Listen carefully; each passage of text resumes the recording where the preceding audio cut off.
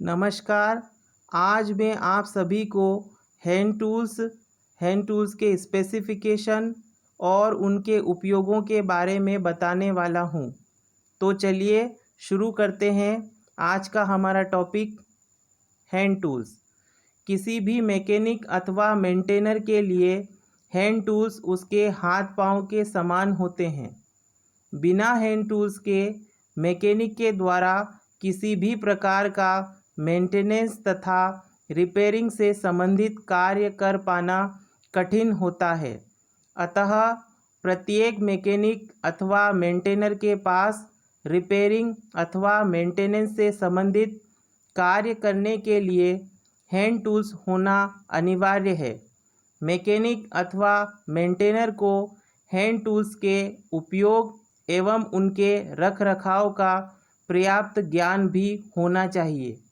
किसी भी मैकेनिक द्वारा किए गए कार्य की गुणवत्ता मैकेनिक द्वारा प्रयोग में लाए जाने वाले हैंड टूल्स की श्रेष्ठता, उनकी कार्य स्थिति तथा मैकेनिक द्वारा हैंड टूल को उपयोग में लेने के अभ्यास पर निर्भर करती है।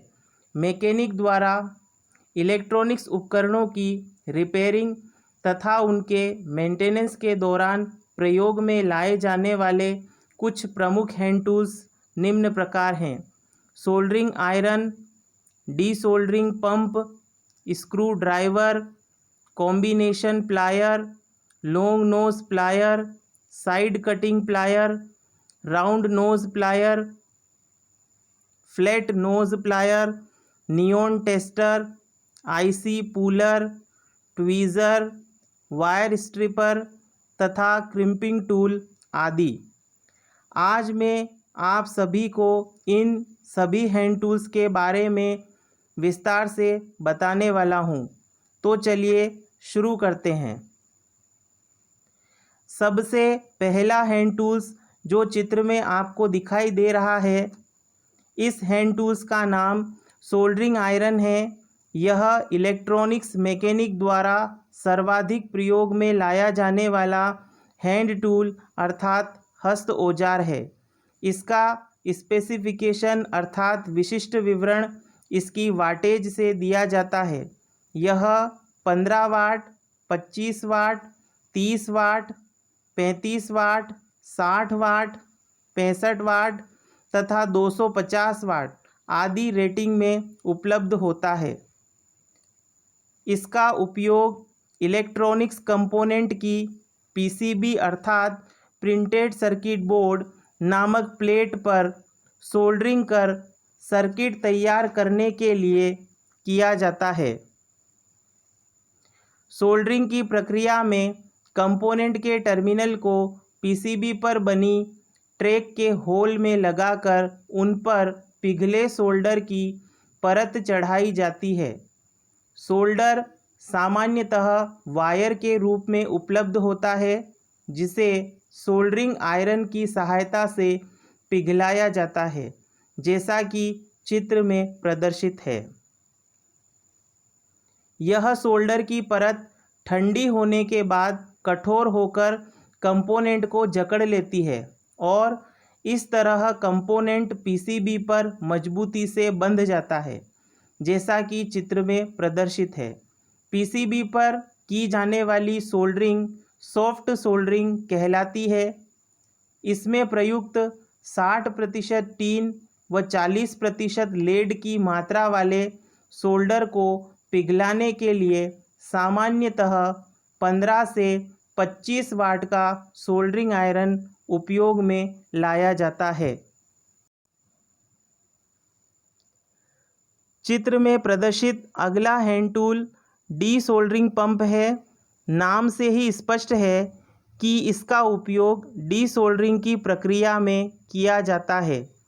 मैकेनिक द्वारा इलेक्ट्रॉनिक्स उपकरणों में लगी सर्किट प्लेट अर्थात पीसीबी पर निर्मित सर्किट में लगे इलेक्ट्रॉनिक्स कंपोनेंट के खराब होने पर उस कंपोनेंट को बदलकर उसके स्थान पर दूसरा कंपोनेंट लगाने के लिए सर्वप्रथम खराब कंपोनेंट को उसके स्थान से हटाना पड़ता है।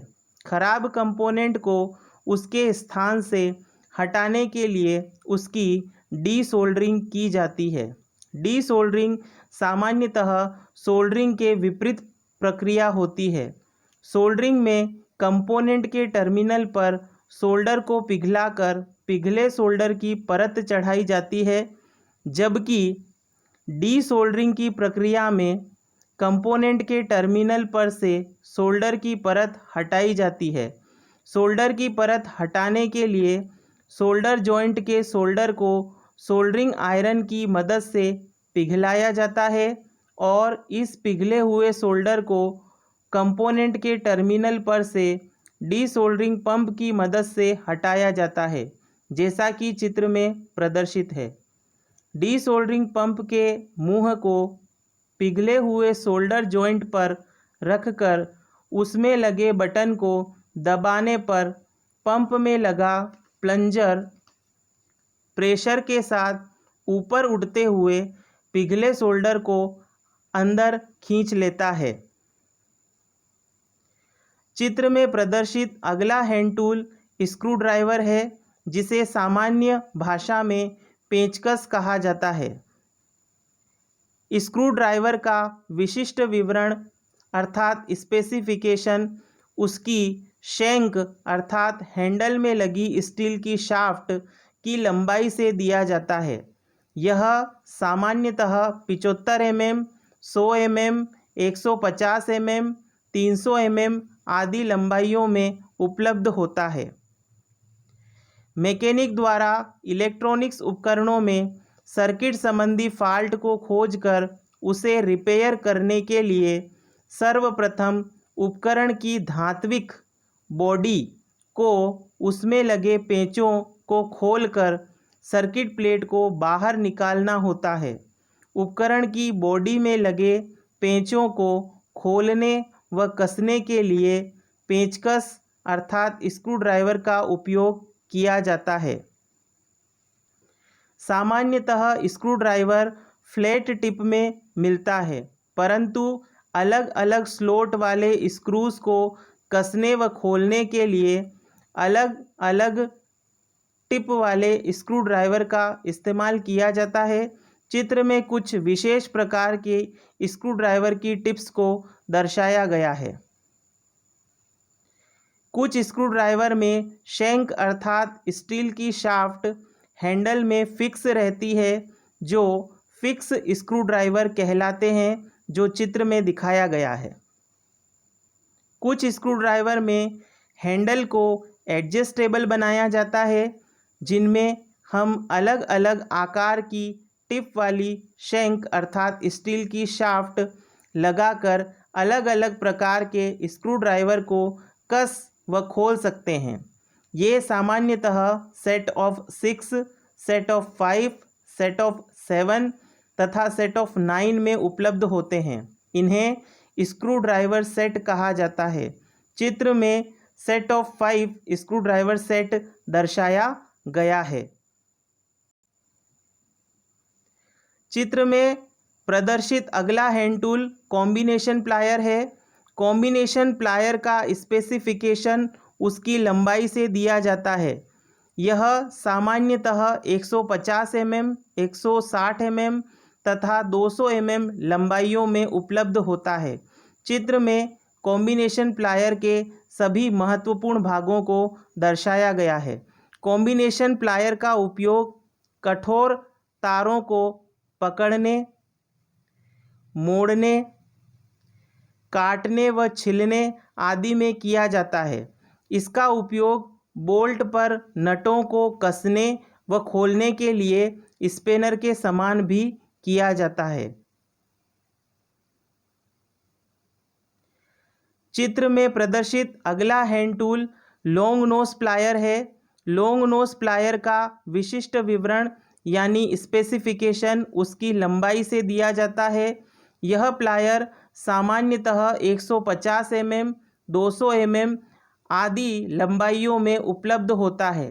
इसे needle knows plier, pinch knows plier व स्निप नोज प्लायर आदि नामों से जाना जाता है। लॉन्ग नोज प्लायर का उपयोग तंग जगहों पर लगी छोटे आकार की वस्तुओं को पकड़ने, तारों को काटने, छीलने व मोड़ने तथा तंग जगहों पर लगी छोटे आकार की नटों को कसने व खोलने के लिए किया जाता है। चित्र में प्रदर्शित अगला hand tool side cutting plier कहलाता है। यह लाइट ड्यूटी व हैवी ड्यूटी प्रकारों में उपलब्ध होता है, जैसा कि चित्र में प्रदर्शित है। साइड कटिंग प्लायर का स्पेसिफिकेशन अर्थात विशिष्ट विवरण भी लंबाई से दिया जाता है। यह सामान्यतः 100 mm, 150 mm व 200 mm लंबाइयों में उपलब्ध होता है। इसे साइड कटर व डायगोनल कटर के नाम से भी जाना जाता है। चित्र में साइड कटिंग प्लायर के महत्वपूर्ण भागों को दर्शाया गया है। साइड कटिंग प्लायर का उपयोग मैकेनिक द्वारा कठोर कॉपर व एल्यूमीनियम वायर्स को काटने व छीलने के लिए किया जाता है। चित्र में प्रदर्शित अगला hand tool round knows plier के नाम से जाना जाता है। इसका विशिष्ट विवरण भी लंबाई से दिया जाता है। यह सामान्यतः 100 mm व 150 mm लंबाइयों में उपलब्ध होता है। राउंड नोज प्लायर का उपयोग छोटे आकार के एसएमडी इलेक्ट्रॉनिक्स कंपोनेंट को होल्ड करने तथा वायर्स के छोटे छोटे लूप बनाने में किया जाता है। चित्र में प्रदर्शित अगला hand tool flat knows plier कहलाता है। फ्लैट नोज प्लायर का विशिष्ट विवरण भी इसकी लंबाई से दिया जाता है। यह सामान्यतः 100 mm तथा 150 mm लंबाइयों में उपलब्ध होता है। फ्लैट नोज प्लायर का उपयोग मैकेनिक द्वारा हीट सिंक संयोजित इलेक्ट्रॉनिक्स कंपोनेंट को होल्ड करने, तारों को पकड़ने व मोड़ने आदि कामों के लिए किया जाता है। चित्र में प्रदर्शित अगले हैंड टूल से आप सभी भली भांति परिचित होंगे। यह हैंड टूल्स नियॉन टेस्टर के नाम से जाना जाता है। इसका स्पेसिफिकेशन इसके नाम से तथा वोल्टेज रेटिंग से दिया जाता है। यह स्क्रू ड्राइवर के समान दिखाई देता है। सामान्य स्क्रू ड्राइवर का हैंडल ठोस होता है, जबकि एक नियॉन टेस्टर का हैंडल पारदर्शी व खोखला होता है, जिसमें एक कार्बन फिल्म रजिस्टर तथा एक नियॉन बल्ब लगा होता है। कार्बन फिल्म रजिस्टर तथा नियॉन बल्ब का एक एक टर्मिनल आपस में जुड़ा होता है तथा कार्बन प्रतिरोध का दूसरा टर्मिनल हैंडल में लगी शंक के सिरे से तथा नियॉन बल्ब का दूसरा टर्मिनल हैंडल के अंतिम सिरे पर लगी धात्विक कैप से जुड़ी स्प्रिंग के मध्य लगा होता है। चित्र में नियॉन टेस्टर के सभी महत्वपूर्ण भागों को दर्शाया गया है।